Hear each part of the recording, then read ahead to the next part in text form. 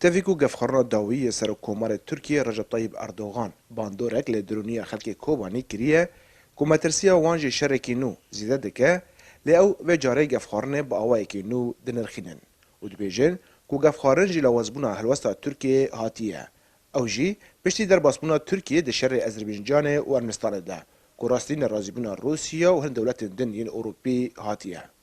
شقاسا گفخارنه وی و داوی توش بونه و دلیل ایدی پیشیاوی بی دیواره تالیا وی هاته نتیجه دقت دولی سروی نتیجه ایدی که جرا حد کی دینن اوا یعنی کسی نکنه دولت مزن نکنه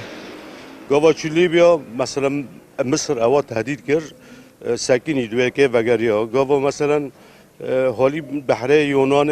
قبرص یونان او تهدید کرد امریکانه د جانبان مسئله بنره جانبه کی امریکانه بیجه و تهدید اردوغان هر کی زوستان ته تهدیده که دکل همر ملتی می روش هوا جبر و گاوی هاتی آویتن و سرکفتنی هاتی شکرن مری حالی که کانه جدی جی لبنره مری کانه حالی که جی لنه او ترسی زیده یعنی او خوازه ضغوطات نه بکه جبوک و مکاسب نخواه سیاسی تنازلات نه بمورا يعني قازج بكن مكاسب نجار كوا دربي كو سياسة دولة تركيا دربي كو دخواد في فترة دا جبو معارضي تركي هناكي لهمبر اردوغان درنك هذا نبيجي وات كدا قوي تشدكي وقوي تي بنكفتينا تروي مرش كري إيجار خازج شبك جبو معارضي خرازي بكي جبو داخل هناكي نيزكي هفده بكي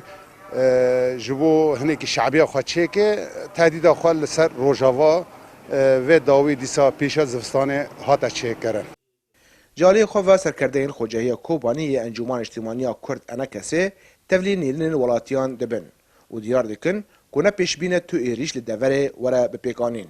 لتوی ویه که اگر ریگرتل لپیش ترکیه وره کرن او جی بلسکرنا قناخا دیالوگا کردی و گهشتنا یکریزیا کردی جبو ریوه برنا دوره.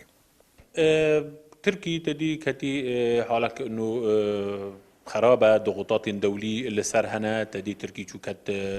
ليبيا أذربيجاني وكت بإشكالية سورداني وي لأذربيجاني